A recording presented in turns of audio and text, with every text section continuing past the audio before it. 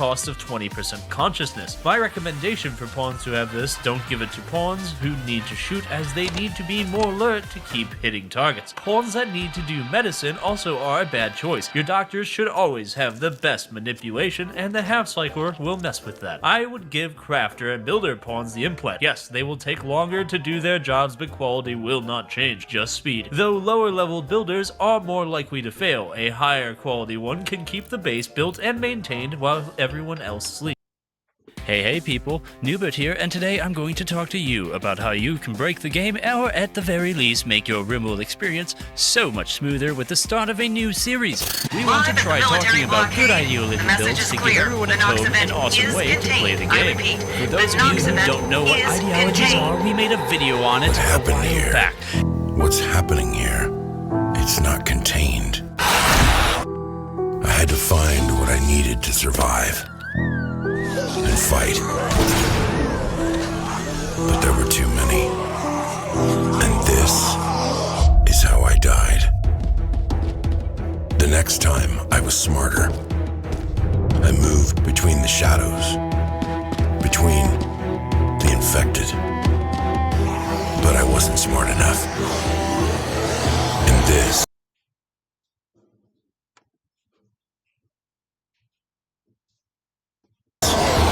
is how I died. If you want to watch that video, you can find the link in the description. Okay, you got all that? Good.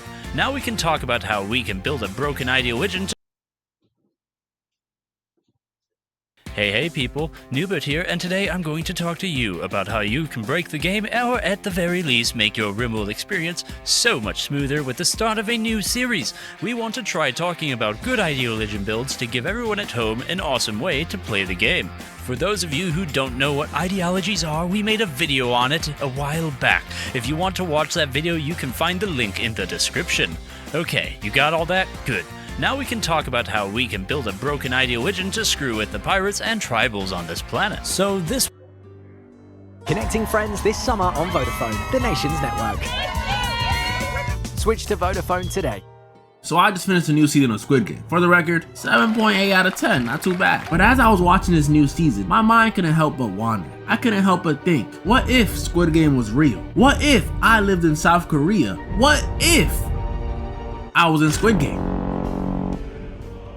Well, that's exactly what we'll be going over today. Today, ladies and gentlemen, instead of an action movie, or horror game, I'll be going over how I would survive every single game in Squid Game. Yeah, the series is back for like the sixth time or something, I don't know. Giving you my strategy, my game plan, my thought process. However, rules for this one: I have to go into these games clueless. I have no insider info, I'm not smart enough to predict the games, nothing. So in short, I have not played these games before. And the first game I'll be starting with is...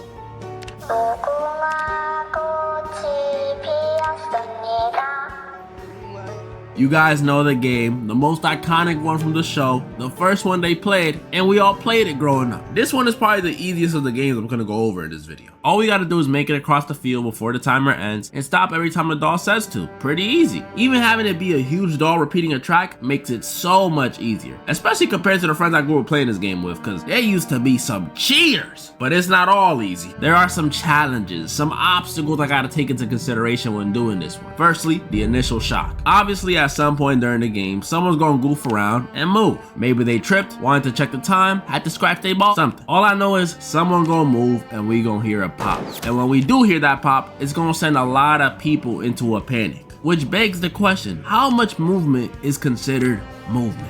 Obviously, I know I'm not allowed to go into a full sprint when it's red like the people who just ran away. But what I'm asking is, when the first elimination happens and some people get scared, what's the difference between me shaking nervously like this girl who got popped and me straight up flinching like the sun did? Not saying I'm gonna do either. I'm not no scaredy cat. I'm just saying it might get cold, I might shiver. I'm just trying to play it safe. Second thing to take into consideration, the people around me. In this game, you're literally playing with 455 other people who are all competing for money. And these people, let me just tell you, this ain't like grabbing your average Joe Schmo off the street and telling them to compete. No. These people are poor. I'm not even being mean. They're broker than broke. They're in debt. Imagine Haiti. Yeah, whether it was their parlays weren't hitting, that hot 2 coin pump and dump, or a few bad decisions led up to them using that fent, it don't matter how they became broke. They got slapped to be here. And again, we are competing for money. People who aren't in this much debt are already out here doing some strange things for money. So best believe amongst these 455 people, some of them are definitely going to be willing to do some egregious things for that cheese. Meaning in this situation, I gotta see every single one of them as an op. Except 222 and 149. Everyone else though, I'm assuming they out to get me. So immediately after the initial shock, first thing I'm gonna do is stay at the very back of the group and all the way to the far left side. That way no one could push me from behind, and I also have someone in front of me to cover any potential shivering I might do from the cold.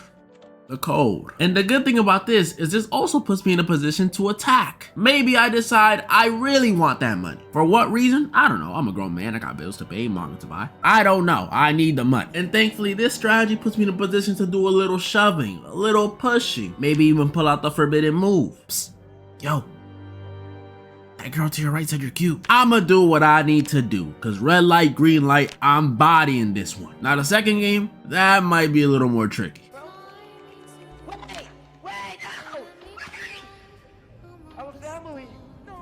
As a lot of y'all know, in this one, the people playing gotta select one of the 4 shapes on the wall: triangle, circle, star, and umbrella. And once they do, the shape ends up being the one they have to cut out of a cookie. And while some of you may now be thinking, Derek, that sounds way easier than the first one. What were you talking about? How about you let me finish? The catch is with this one, the cookies in this game are like my heart. Easy to break. And as you can guess, once the cookies are broken, you get the usual pop like the last game. You understand now? This is why you should have listened. Now I'll be honest, this one has to be one of the most terrifying ones in the entire series. Like if you play the Roblox version of this one in Shrimp Game, then you know how scary it can get. That game is unironically the closest we'll get to feeling the terror those characters feel in the show. You'll be carving out your slightly cracked cookie, and the next second hear little Timmy next to you. No, please, I want my box. So when I'm in this one, my nerves gonna be at an all-time high. But before we figure out how to get around this one, first we gotta figure out which shape am I gonna get. Obviously the hardest shapes are the star and the umbrella, so it'd be better if I choose the triangle or the circle. But walking into this game, I wouldn't know I'm about to cut a cookie, just like the characters in the show, except Sangwoo. And if I walk into a random room and see 4 shapes on a wall, I'm gonna be honest, triangle and circle are the ones I'm least likely to choose. Circles are too perfect, I could never draw them. And triangles, come on bruh, I ain't Illuminati's. So in a real life situation, I'm probably choosing one of the harder ones. Most likely, the star. Staryu and Starmie were some of my favorite Pokemons growing up, so it's fitting. Now that I have my cookie, it's time to find a way to cut it. As some of y'all know, to get around the brittleness of the cookie, Jihad, after sweating from being so nervous, discovered a trick. He found out he could use his saliva as some sort of softener for the cookie in order to cut out his shape more easily. And I gotta give him his flowers, because in this situation, I am not coming up with this. Look, I may love sweets, but the last thing I'm gonna be thinking about in a life or death situation is licking a cookie. I'm not Rod Wave. So that strat is off the table, meaning I gotta do it the old-fashioned way, which may seem more challenging to the average person, but let me give y'all a little tidbit of knowledge about myself. Before I dreamt about being a YouTuber, I actually wanted to be an artist. And I don't mean a singer or a rapper, I mean a Picasso, a Vincent Van Gogh, a Leonardo DiCaprio. Check out the art. And as you can tell, I was super talented. So regardless of how much pee I got running down my leg, my hand's gonna be as steady as a pole. And steady enough to cut the shape without having to do any of that licking. Pause. So I'm cutting that shape out easily. How am I supposed to prove that to you? Well, all right, as you guys can see here, we have our cookie looking real clean, looking real nice. As you guys can also tell that there was a test cookie. I ain't gonna stall too much. Let's get straight into it, all right? So I'm gonna start that timer. Now rocking with the South Park BJs. 3, 2, 1. A little harder than I thought. A little harder than I thought.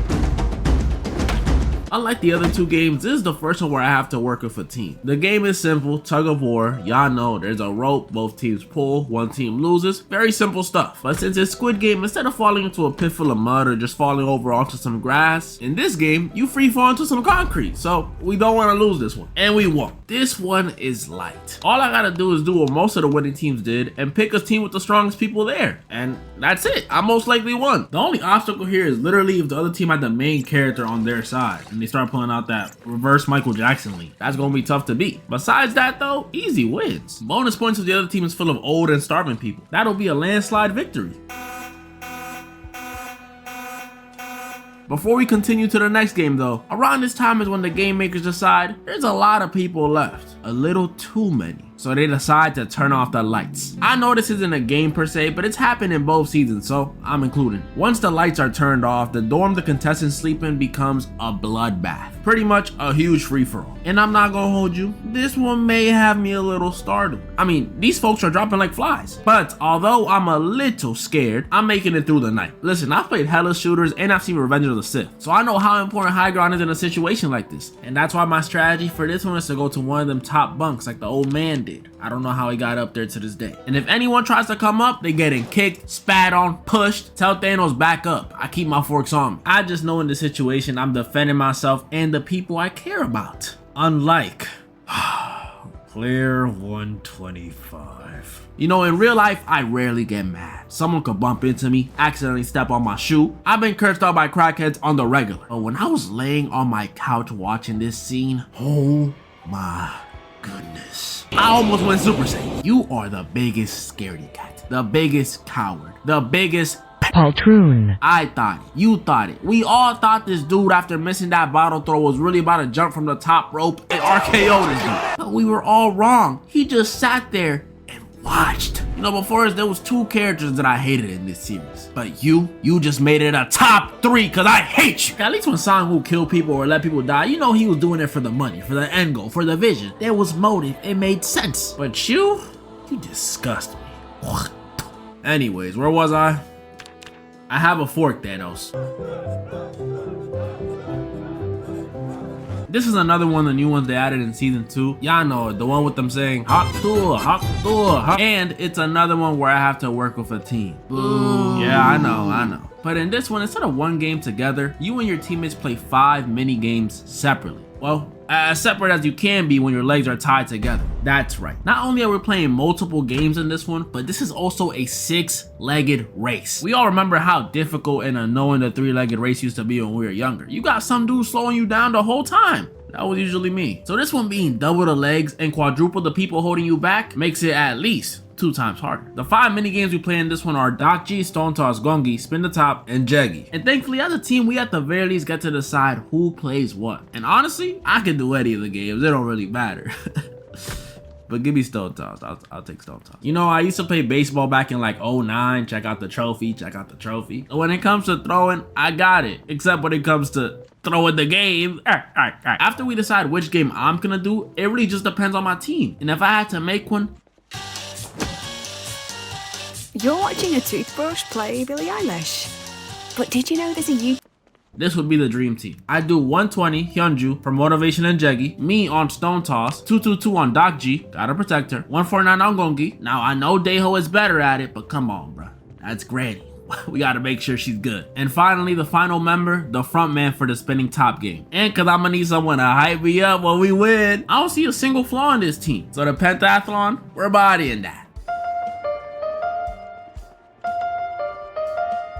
Probably the most popular game since the original Red Light, Green Light, and it's also the most chaotic. We all sit on a spinning carousel that eventually stops, and when it does, the announcer says the number that me and some participants would have to fill a room within 30 seconds. That is not a lot of time. The number of people in the room has to be the exact number. Can't be too high or too low, because if it is, you get popped. And what happens if you don't make it into a room? Well, Now, I've seen a lot of people on the internet say they're dying in this. It's too chaotic, too much going on, you need social skills to beat it, but the only reason they say that is because they're going about it all wrong. While most people are worried about making alliances and trying to go into groups before the rooms start filling up, you go with him, I'll go with her. Nah, forget that. I'ma worry about me. My number one priority in this one is getting into a room on my own. Like I said earlier, I don't trust anybody here. I ain't trying to get left behind like the shaman, and I ain't trying to have Thanos hit me with the "you out, let's go." So I'ma avoid that whole group stuff entirely. And since I'm on my own, I don't gotta deal with the burden of having social skills to team up with people. Now you're probably like, what do you mean? The whole point of the game is to get into groups. How are you supposed to win?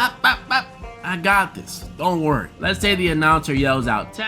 All I gotta do is look around the carousel for a group that has that exact number and follow them. I'll trail behind them as they search for a room, and right before they go in, I'll pull a player 51 and tackle the last one out the way. Then I'll pull a 333, lock the door, and secure my spot as number 10 instead of them. It's gonna be like the Uni scene all over again, but I made it, so I'm sorry, 120. Oh, but what if they're too big for you to tackle them? Simple. While I'm trailing behind the last one, all I gotta do is pull a "Is that the band New Jeans right behind us all of a sudden, right now, right behind us?" and at least one of them last dudes definitely gonna turn around. And I don't blame them. How sweet is a vibe? Then I just repeat that strat for 4 more rounds, and that's mingle. Only thing that can stop me here is if I get in the whole "hey, I was here first" situation with like the front man or 120. I'm probably not gonna be able to do much with a snap neck.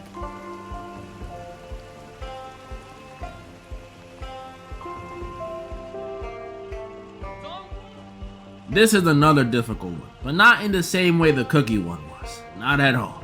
In this one, just like the last one, we're on teams, specifically teams of 2. So you gotta make sure you get with someone you trust. The goal of the game is to play mini games, any of your choosing, that lead to your team eventually taking all of the opposing team's marbles. Pretty easy, doesn't seem too bad, right? But the catch is with this one, instead of another pair of people being your opposition, your partner is your opposition. Ah, come on. This is by far the saddest Squid game of them all. I remember watching this episode for the first time back in Big 21, and it literally ruined my whole day. There was the dude who played it with his wife, Ji-hun and the old man, Ji-young and Sae-byuk, Sang-woo and Ali. It was just too much. These characters spent so much time together just for them to have to practically kill each other. It was just all too much. Ali! And if it hurt this much as a viewer, it's gonna be even worse when I'm in the game. Cause my partner gonna be somebody that I rock with.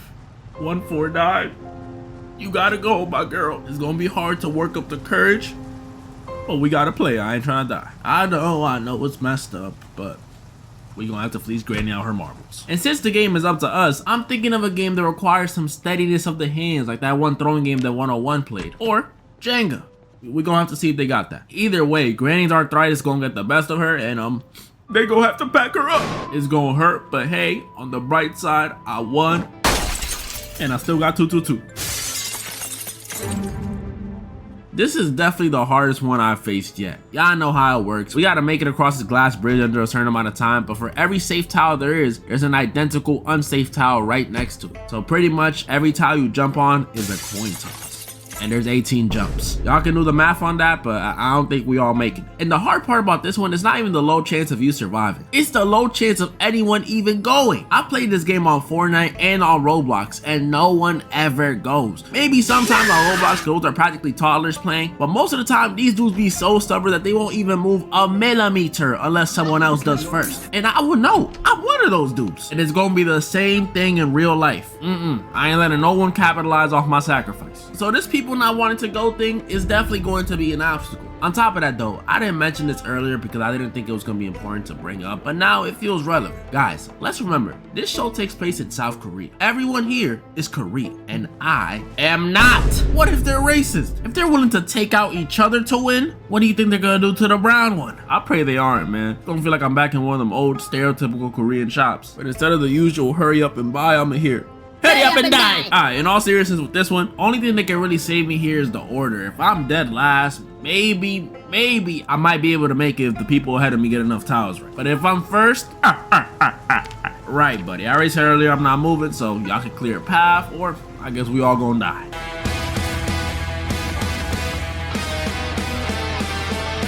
the final game, the most dramatic game, and the most intimate game of them all, because it's a 1v1. In this one, there's a defense and an offense. The offense's goal is to make it to the top of the squid, while the defense has to stop the offense from making it by pushing them out the square. And if neither player wants to do all that, well, you can kill the other guy.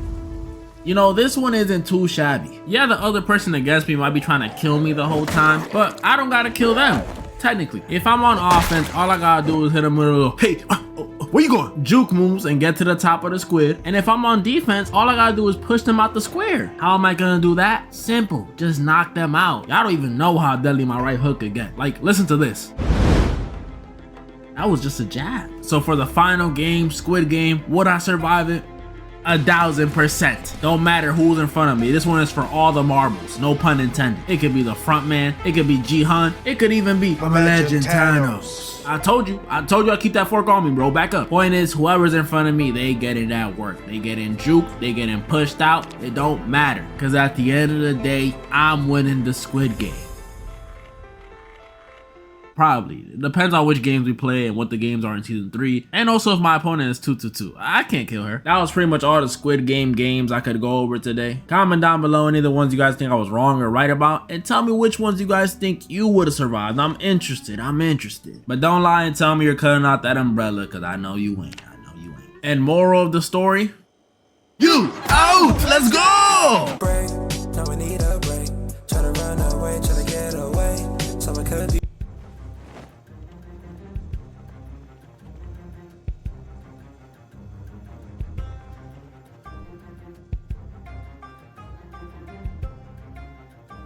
Welcome back to this.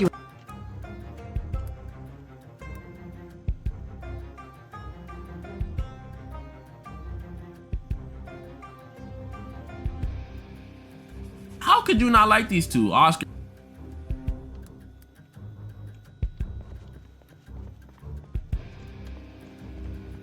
As a kid, I didn't like leaving the crib much. I did play baseball because my Dominican genes commanded me to, but besides that, I was a homebody. I was inside all day on my PS3 or on my Wii or on my TV. Whether it was before I went to school, after school, or just on weekends, I used to love sitting in front of my TV and watching some of my favorite kids shows. So that's what we'll be doing today. Today I'll be going on some of my favorite channels and shows I watched as a kid. Some y'all may know, some y'all may not know, some y'all may love. And in the end, I'll go over the channel that hosted the shows I loved the most as a kid.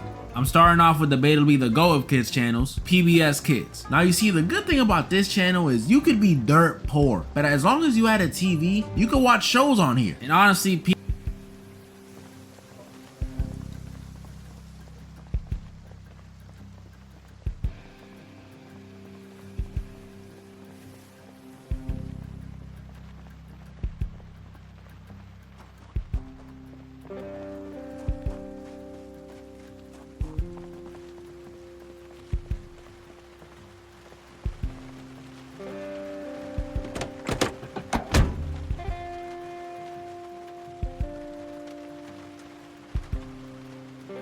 PBS is better than me, because with the amount of bangers they produced, man, all them poor kids would have been looking at straight static. I would have been charging Clifford the Big Red Dog, Sid the Science Kid, Cyber Chase, Arthur, Wildcrat, Word Girl. Every single one of these shows I didn't watch, but a lot of people liked them. Asked my mom the other day if I liked Clifford. She said I was never into it. I don't know. Sid the Science Kid, he was just hard to look at. They try to give him dreads and stuff, but that ain't help. Cyber Chase and Word Girl, what do I look like, a nerd? Wildcrats, I was too old. And Arthur, I don't know, I just thought he was boring and looked like a dweeb, which kind of came full circle when in middle school some kid posted a picture of me on his Snapchat story saying I look like him, so sorry, Arthur. These shows just weren't my style. They weren't my jam. It is just too ugly. I was more interested in elegant stuff. Curious George, Magic School Bus, Dragon Tales. Now these were the shows I was excited to watch. Magic School Bus was dope. Miss Frizzle was always taking the kids down some random orifice or some random homeless dude's body. It was great. Curious George, he was just a silly monkey. He was just enjoyable to watch. And Dragon Tales, come on, they're dragons. They had a pink one, a blue one, twin dragons. They even had a disabled dragon for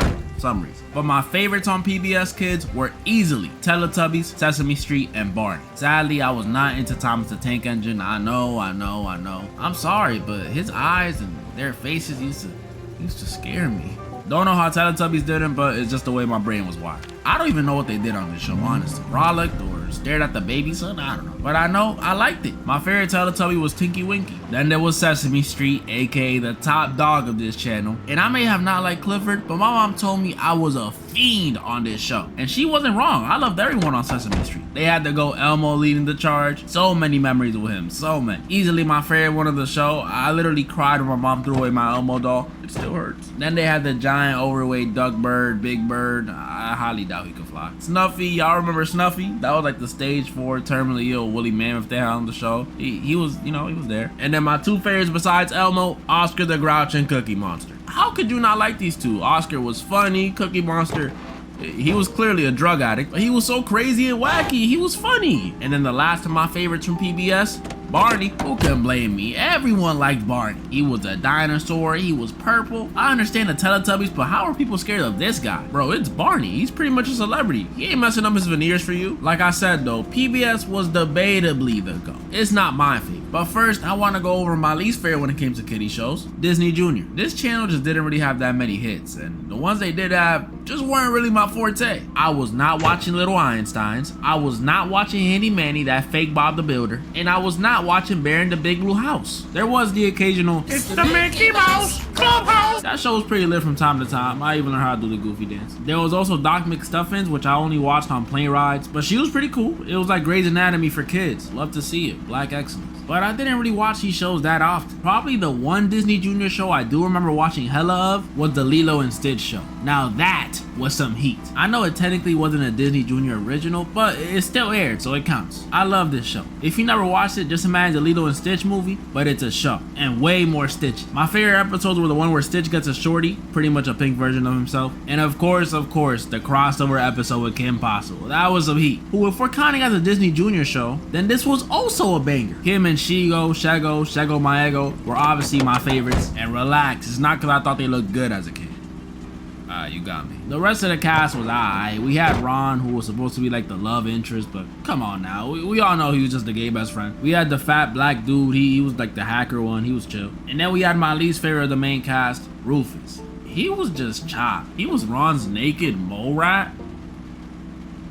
Who is owning this? But the show was good. It was fun. It was cool. It was fun to see Kim go on these spy missions. Ron always messed something up, but that was just Disney Junior. That's not even me bringing up Disney's other kid channel that I want to talk about, Disney XD. But before I talk about Disney XD, I need to talk about its predecessor. And I'm not gonna lie, if you were born after 2006, you probably have never heard this channel. But let me tell you about it, because it was amazing. JetX. My late 90s and early 2000 viewers, I know y'all feel the nostalgia. I know y'all feel it. This channel had nothing educational. It was literally just Disney XD before Disney XD. Except its shows were debatably, not even debatably, its shows were better. This channel had shows like Sonic X, which I already know, a banger. Yin Yang Yo, Totally Spies, Power Rangers SPD, Power Rangers Mystic Force, Power Rangers Ninja Storm, and the best Power Rangers series, Power Rangers Dino Thunder. Honestly, I loved all of them. I was always the Red Ranger, but this one holds a special place in my heart. This channel also had Puka. Y'all know that show where the little ninja dude is running from that girl who can't take no for an answer. It was fire. I loved that one as a kid too. And not only did it have great shows, but this channel was also low-key my introduction to anime. It had another show I love, specifically Digimon Frontiers, which unironically has one of the best. Mischief Beano! Jokes Beano! Little people, big ideas! Collect a new Beano comic every Wednesday! Best openings of all time. Go listen to it, please. Then they had my go-to Mega Man, NT Warrior, and Beyblade, the original one. Oh my goodness, was I obsessed. Especially with Mega Man. Bro, I wanted to be him. And of course, you know I can't forget my favorite of the marketable animes, Yu-Gi-Oh! Me and my brother loved this show. We had DVDs, we had action figures, we had cards. I just said had. I still have cards. Let me show you. Check them out. Just like Mega Man, bro, I wanted to be you. I said the story in one of my old vids how I wanted to dye my hair purple, gold, and black to match it. It was that serious. I was willing to become emo for you. That's just how much I love this show and all its characters. I even loved Kaiba, and his whole purpose was to hate on Yugi and Joey. Mokuba, make sure Wheeler's late. Jetix was just amazing, man. It was amazing. But now I gotta talk about Disney XD. Now Disney XD, although not as amazing as Jetix, it was definitely a step up from Disney Jr. Kick Buttowski with his BBL, the 9th grade ninja, Ultimate Spider-Man. This wasn't a bad lineup, but the bestest thing to ever air on Disney XD was Gravity Falls. Now look, when I was a kid, I was a conspiracy head. I love watching videos on abduction stories, ghost stories, urban legends. Bro, I knew all the Mandela effects. Febreze was spelled with 2 E's, not 1. So when Disney dropped Gravity Falls, a show all about supernatural stuff, of course I'ma love it. And this may sound crazy to say, but I think this is one of the best cartoon shows of all time. There was some new weird thing going on every episode. The show was actually pretty funny, and the characters were lovable. Look at Waddles. What I loved most about this show though is that back in the day, it had everybody who watched it theorizing about who made the journals. Most people were wrong though. Like, can y'all believe there were people saying Seuss wrote the journals? Seuss? He's the stupid one. I thought it was the homeless dude. My favorite episodes were the one where Mabel gets zooted off that fun dip. That was hilarious to watch. And Bill Cipher's introduction episode. Only cause when I first saw him, I was shocked.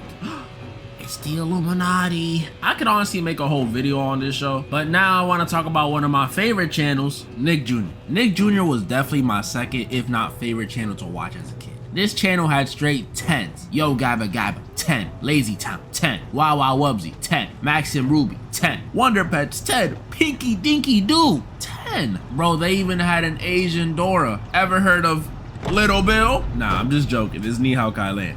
I did like that show.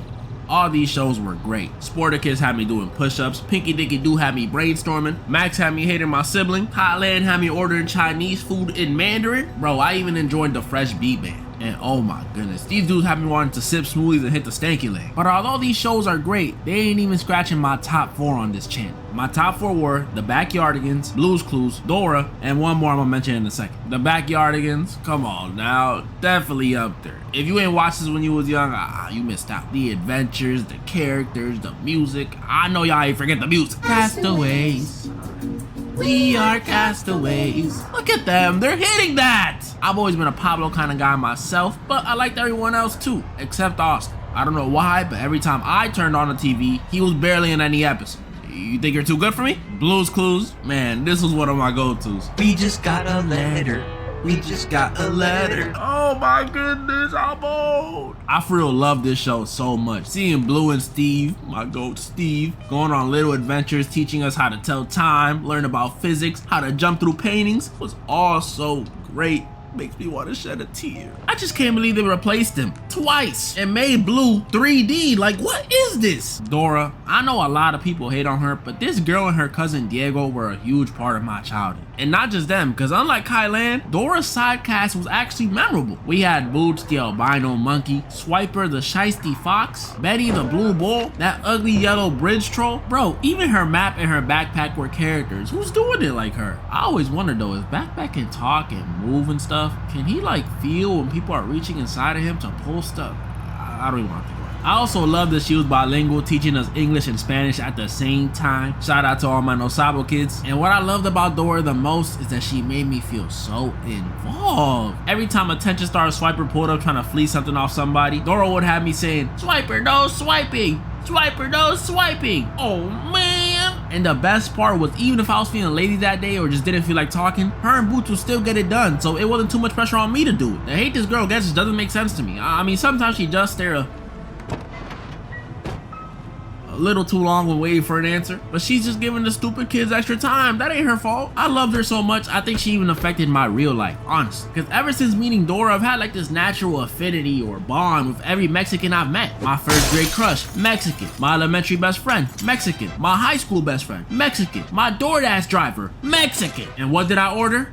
Italian, but I could have gone for some Mexican. If this continued, I might have became Mexican. Y'all would have been getting like 5 videos a day. But my favorite show to watch on NIGH Jr. was the Upside Down Show. Shout out to the 3 other people that know this show. A lot of y'all probably don't know what I'm talking about, but hear me out. It was this weird Australian show, I know, that would play on Nick Jr. at like 11 p.m. Yes, I was staying up for this. Where these two dudes, one bald one, would go on these little adventures, whether it be to the park, the movie theater, other places. And the whole time, we the viewer would help them get to where they need to go. But it wasn't on some Dora stuff, some, do you know where the bridge is? No. We would use our real life remote to speed them up, slow them down, turn off the lights. It was some really cool interactive stuff. And not only that, but everything in this show was acted out by these two dudes. Like everything. Sound effects, objects hitting them. They even had these little action sequences where they would use their fingers to parkour. It was so cool. Like, I love this show. But sadly, Nick Jr. canceled it after only 13 episodes. I know. I can low-key see why. It was a bit odd and felt like a fever dream sometimes, but man, please, those of you who rock with me, I mean really rock with me, when you're done with this, just watch one episode, just one, please. And now, for my favorite channel to watch as a kid, Cartoon Network. This channel during the early 2000s and even some of the 2010s was just a definition of perfection. When I would come out of school, this channel was my first option every single time. Unless SpongeBob was playing, I was on Cartoon Network enjoying shows like Ed, Edd and Eddy, The Grim Adventures of Billy and Mandy, Dexter's Laboratory, Codename Kids Next Door, Foster's Home for Imaginary Friends, Star Wars The Clone Wars, Teen Titans, The Misadventures of Flapjack. It's too many bangers. That's not even me talking about the 2010 shows. Regular Show, Adventure Time, The Amazing World of Gumball, Steven Universe, even their old shows that I'd watch on Boomerang. Yeah, some of y'all remember Boomerang. We're goated. Johnny Bravo, Cow and Chicken, Jetsons, Flintstones, Looney Tunes, Baby Looney Tunes. It's just so much peak. What is this LeBron James longevity? I don't think I could go over how much I love these shows in just one video. Honestly, it might need its own, but I can go over one of my favorites from each era. Powerpuff Girls, unironically one of the best superhero shows ever. Better than the CW Flash. Go at me. This show was so good. I remember kids at school would tell me, that's a girl show. You're not supposed to be watching that. But I would still come home and watch it. That's how you know it wasn't a sexist baby. I loved all three of the girls, but my favorite one had to be Buttercup. Had to. Sorry, Blossom and Bubbles fans, but Buttercup was just the best one. She had that tough energy. My favorite episodes were the one where they sing a song about love, then Cripple a Clown right after, and the Rowdy Rough Boys one. That one was dope. Then there was Ben 10. I've said this before, but easily best Cartoon Network show of this era. Or bare minimum, tied for first. Courage the Cowardly Dog was fire. He's getting his own bit. Love this show so much though. I remember I had an Omnitrix toy, the plastic one though, not the digital. You were too poor for that one. I played the games on the Cartoon Network website all the time. Bro, I even had Ben 10 Protector of Earth on my Wii. You a real one if you played this. Shout out to y'all. Ben was just so cool. I mean, everyone in this show was cool. Gwen was cool. Kevin was cool. Vilgax was cool. Bro, even Freaky Grandpa Max was cool. Dude always had some side chick alien popping out of nowhere. What was he doing up there? And then finally, one of my favorites from the 2010s era, Ninjago. A show about Lego ninjas? Come on now. How could I not love it? This show was just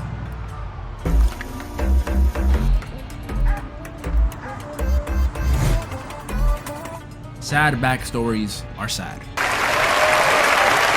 But they're also cool. A sad backstory could turn a pretty boring character into a beloved character within seconds. The empathy we feel for the character connects us to them. They don't necessarily have to be just like us or go through the same things we did. Like, I know I didn't come from space and my clan definitely didn't get massacred, but I'm still both of these people, and these people, and these people. Today, ladies and gentlemen, I'll be going over some of the saddest backstories in history. Backstories so sad, they'll give you clinical depression. Like, take for instance, now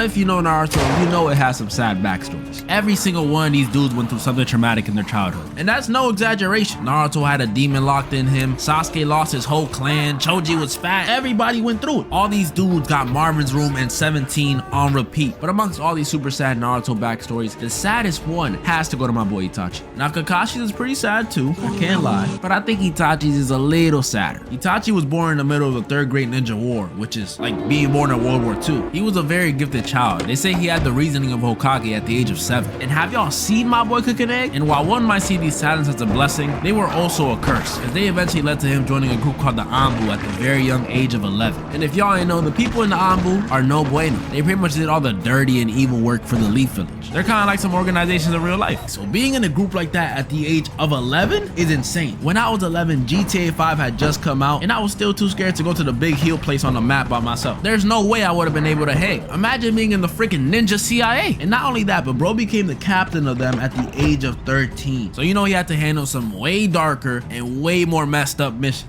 And that leads us to the saddest part of Itachi's backstory, the massacre of his entire clan. And the worst part is it was all done by him. Well, some was done by Obito, but it was mainly him. And while this might look terrible on paper, because, you know, you can't exactly make a YouTube apology video for murking your entire clan, Itachi practically had no choice. He was 13 at the time, and he hated war. So when this ugly, crusty, old piece of Shanzo gave Itachi an ultimatum, his hands were pretty much tied. He pretty much told him he could either murk his entire clan and save his brother while also preventing a war, or they'll do it themselves. And obviously, we know what he chose. And that's what makes this the saddest one in Naruto. He couldn't do nothing about it. He killed his mom, his dad, his girl, bro, his girl. And it's not like anybody knows how noble he is. At the end of the show, I'm pretty sure 99.9% of the cast, except maybe Neji, because, you know, thinks Itachi is a horrible person. And they're not completely wrong. He did torture Sasuke and murk innocent children, but it was to protect y'all sorry butts and y'all sorry ass future. It's just too sad, man. It's too sad. But this sad stuff is a common occurrence in anime. Like, take the GOAT of sad backstories, for example, Demon Slayer. This show is so good at giving people tragic backstories, it makes you feel bad for objectively bad people. People who have killed hundreds, if not thousands of innocents. You start shedding a tear for them. Now imagine we replace one of these demons with a bad person from our world, like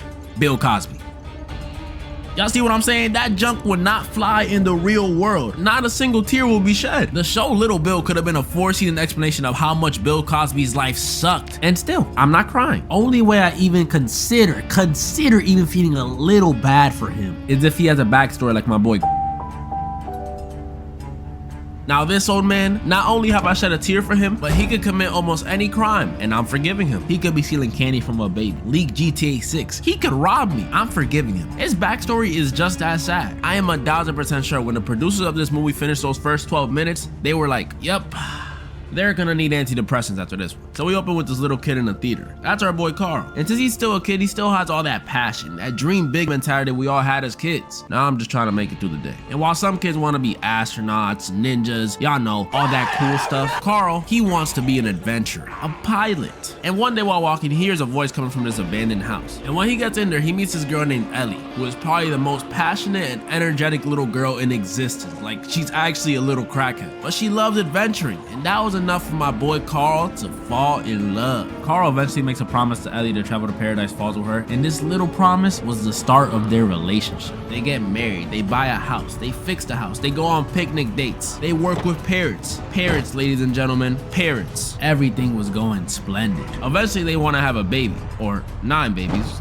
That's cool too. But sadly, they end up losing the baby, or all 9 of them, I don't know. This scene is actually so sad. But Carl, being the W husband that he is, cheers Ellie up by reminding her of Paradise Falls and that promise they made as kids. And that one little reminder changed everything. They start grinding, stacking up that paper. Oh snap, a tire blew up. No biggie, we'll just get back on track. I mean, it's good. We just gotta adjust. We gotta... all these setbacks, they eventually forget about Paradise Falls and become 2 adorable old people. But one day Carl is reminded of Paradise Falls again, and it makes him feel sad that he was never able to fulfill his promise to his wife. And that's when he gets an amazing idea. My boy gets them 2 tickets to Paradise Falls, their dream so close to being fulfilled. But as Ellie is coming up the hill to get her gift, she collapses. And then we see her and Carl in the hospital. And then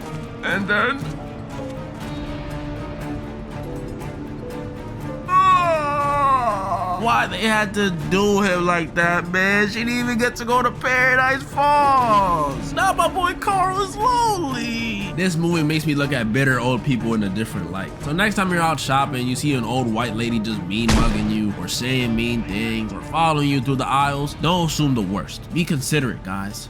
She's probably just racist, or lost her husband, I don't know. Some of y'all might recognize this image, and if you do, I feel you. And those who don't, it's from the short 3-minute video that was posted 10 years ago. Damn! shit. And while it may not have as many views as the movie Up, it's debatably sad. Kind of like Up, we follow this boy and girl who meet after the boy protects the girl from a bunch of bullies. He still gets beat up, but it's sweet. Then on the boy's birthday, after no one shows up, the girl does, with a birthday card, and the boy is so happy, and it's the sweetest thing ever. I mean, look at it. After that, we watch them grow up together, from kids to teens to adults. And as you can see, they're dating. These two are in love, ladies and gentlemen. He even gets her a dog. Things are going so perfect, you kind of forget the title of this video is Life Isn't Perfect. And we learned that very soon. Anyways, they eventually get married. W's in the shot. And if you pause it right here, you can see she's pregnant. W's in the shot. Aw, come on! Just like in Up, these two sadly lost their baby. But in this case, they decided to adopt. And I'm not gonna lie, call me Ed, but for some reason, first time I watched this, I thought the dog was gonna eat the kid. I don't know. And again, everything is going good with the family. Things are beautiful. Things are magnificent. Maybe life really is perfect. Aw, come on! They killed the dog, man. The dog. What the dog do? This is normally the point where I would start crying, but it gets worse. A few years go by and the dad gets a call that his wife has the Walter White disease. And to make things even worse than worse, they don't have enough money to pay for the treatment because, you know, medical system. But the dad gets an opportunity to make a lot of money. The only catch is, it's the military. So he says bye to his kid and his wife, and he's shipped off into the battlefield. And y'all know how war goes. His friend is shot first, and when things are looking extremely grim, he sits down and pulls out his pocket the birthday card his wife gave him when they were kids. And then he just dies! He dies! And it ends with his kid as an adult and his family at the cemetery where we see his wife died too.